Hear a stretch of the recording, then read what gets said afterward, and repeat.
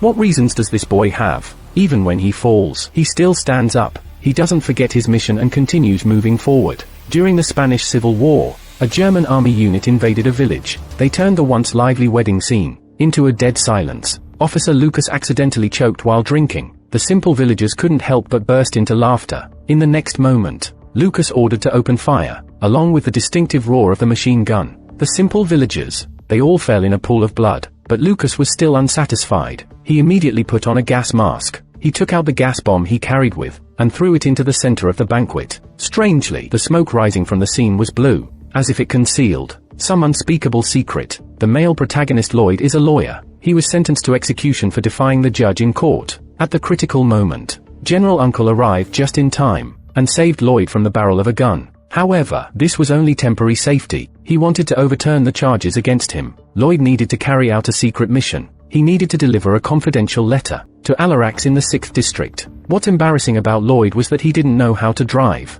So, he temporarily called out the help of a rookie soldier named Dirk from the prison. Dirk, who was a coward and deserted on the battlefield, was punished with confinement. He learned that this journey would pass through a dangerous buffer zone. Dirk was reluctant in his heart, but if he didn't go, it would be insubordination. The consequences would be even more severe. He had no choice but to steel himself and go ahead. Along the way, the two were stopped by a group of German soldiers. Lloyd directly revealed his identity. He claimed to be a captain in the Spanish army, but the other party was not appreciative. They even advised the two to leave quickly. Lloyd, who was focused on clearing his name, didn't care much. He pulled out his gun and threatened the German squad leader. Only then did the other side agree to let them pass. But as soon as they left, the German soldiers used iron barriers to block the road. Before the car could go far, the sound of fighter jets reached their ears. Everyone looked up and saw two fighter jets. Unfortunately, one of them was shot down and crashed into the dense forest. Lloyd recognized it as a jet of friendly force. Without hesitation, he decided to go and rescue them. When the two reached the crash site, they discovered that the pilot's legs were both blown off. He was gruesomely hanging from a tree. It was apparent that he was already dead.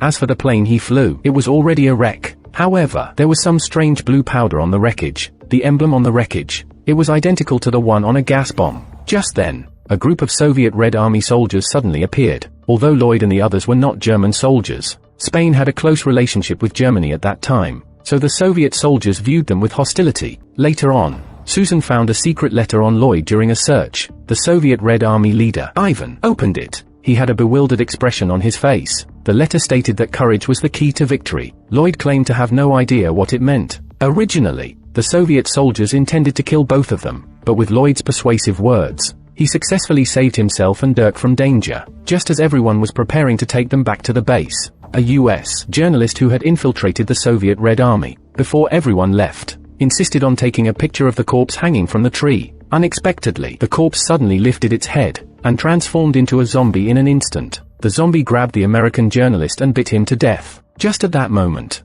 Sergei arrived first. He pulled down the pilot and threw him aside. Everyone was stunned to see the dead person come back to life in the same spot. However, the legless zombie did not stop. It rapidly clawed with its hands. In a matter of seconds, it crawled back up. Sergei quickly picked up his rifle. He fired bullets at the zombie. He made the zombie splatter blood, but the zombie acted as if nothing happened. It continued to approach the group. Ivan pulled out his pistol and shot the zombie in the head. Only then did they manage to kill the zombie. Before the group could even breathe a sigh of relief, the journalist behind them also underwent a mutation. It stood up once again. Fortunately, Sergei had already grasped the weakness of the zombie. He snapped the zombie's neck directly, yet he didn't destroy the zombie's brain. The zombie became paralyzed from the neck below, but it still stubbornly opened its mouth and tried to bite. Anton didn't want the journalist to suffer after death. He shot the journalist to grant him a final release. After the crisis was averted, 3 planes flew in the sky. They felt something was wrong, and hurried back to the camp. It was only at the entrance that they realized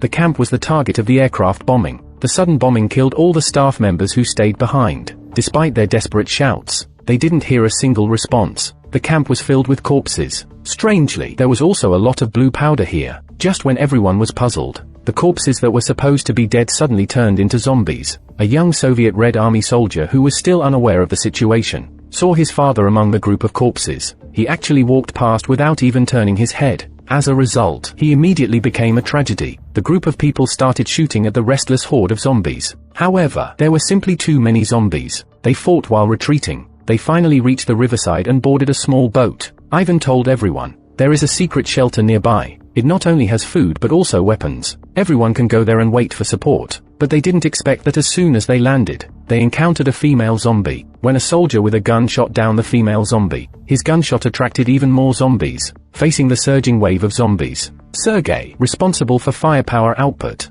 was also overwhelmed by the zombie horde. He was ambushed by a small zombie. Sergei hesitated and couldn't bring himself to attack the child who ambushed him. However, it was during his hesitation that another zombie took advantage of the situation. The bald zombie exploited the chance, allowing other zombies to advance. It wasn't until nightfall that the others found the shelter. However, it had already been occupied by someone else. They were a nun and Lloyd's allies. Both sides had different stances. The atmosphere inevitably became tense. The group almost got into a heated argument. At a critical moment, Lloyd took charge of the situation. He stated that the zombies were the common enemy. It was time for them to temporarily set aside their grievances. The group united to defend against the zombies. During the night, Lloyd was preparing to burn the secret letter given by his uncle. Unexpectedly, he discovered that the secret letter had hidden information. When the letter was heated, a map appeared. Late at night, the shelter was still discovered by the zombies.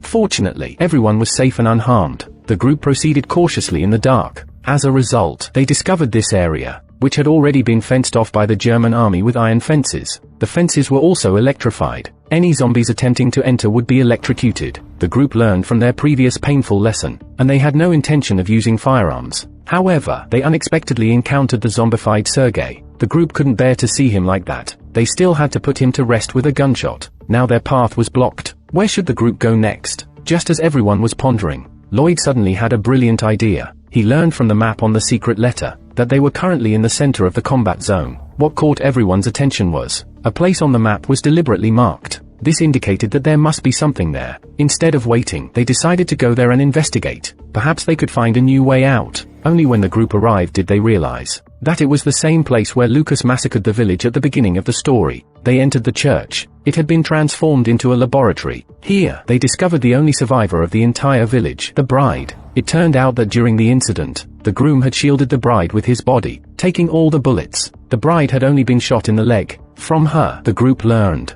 that Lucas had captured the village to conduct human experiments on the people there. He turned the deceased into zombies, but during the German army celebrated for creating their secret weapon, a fighter jet dropped a bomb on the village. The German soldiers also died collectively. The blue smoke turned them into zombies as well. The bride barely escaped by hiding in the church. While the group was listening to the bride's story, clever Anton sneaked upstairs. He found the Germans' experimental plans on the table. He wanted to bring them to the organization. He wanted the Soviet Red Army to replicate them, to strengthen their military forces. Ivan strongly opposed this, but Anton didn't listen at all. He even took Dirk hostage and threatened everyone to let him leave. He had no idea that the zombies had already arrived. The group saw that the church was about to be overrun. The bride quickly led everyone into a secret passage. They never expected that the bride suddenly turned into a zombie. The bride had lied. Her leg wasn't injured by a gunshot, but rather bitten by a zombie. In the chaos, Jean accidentally got knocked down by the bride and bitten on the foot. Susan quickly killed the bride. Jean saw the gun pointed at himself. He expressed that he could still save himself. After saying that, he took off his shoe. Fortunately, his foot was unharmed. Then, the group escaped through the exit. However, a nun suddenly ran into the secret passage and locked the door behind her. Ivan was extremely puzzled. It wasn't until the nun rolled up her pants, revealing a bite mark at the last moment of her life.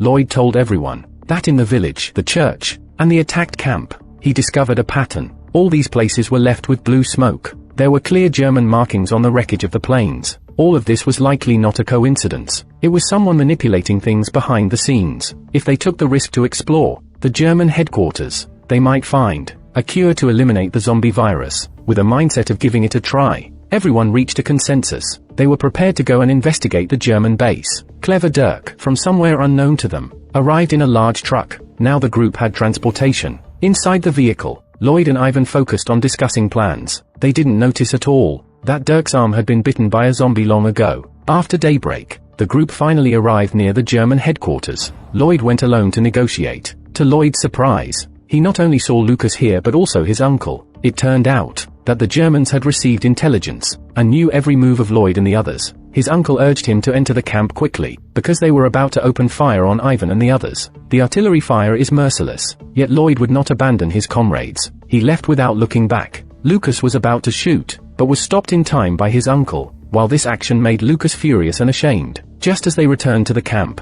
Lucas shot and killed his uncle. The others saw the situation reach a deadlock. Surprisingly, Dirk strapped explosives to himself. He knew he wouldn't live much longer. He thought it would be better to clear a path for everyone before he died. But their plan couldn't keep up with the changes. Dirk was shot before he reached the camp gate. After turning into a zombie, Dirk remembered his mission. He died completely just as he reached the entrance. Fortunately, the explosion blasted open the gate. The others quickly entered the camp. Nevertheless, the sound of the explosion echoed through the valley. Hordes of zombies were attracted by the noise and rushed over. They quickly invaded the camp. The situation instantly spiraled out of control. Everyone tried various methods to protect themselves. Lloyd and Susan took refuge in a train. Ivan hurriedly filled the train with coal to start the engine. From beginning to end, the two people who didn't get along were now trapped in the same driver's cabin. At this point, the zombies had already surrounded the two of them. As they mourned their families, they unexpectedly discovered explosives in the back of the car. Coincidentally, one person had a lit cigarette in their hand,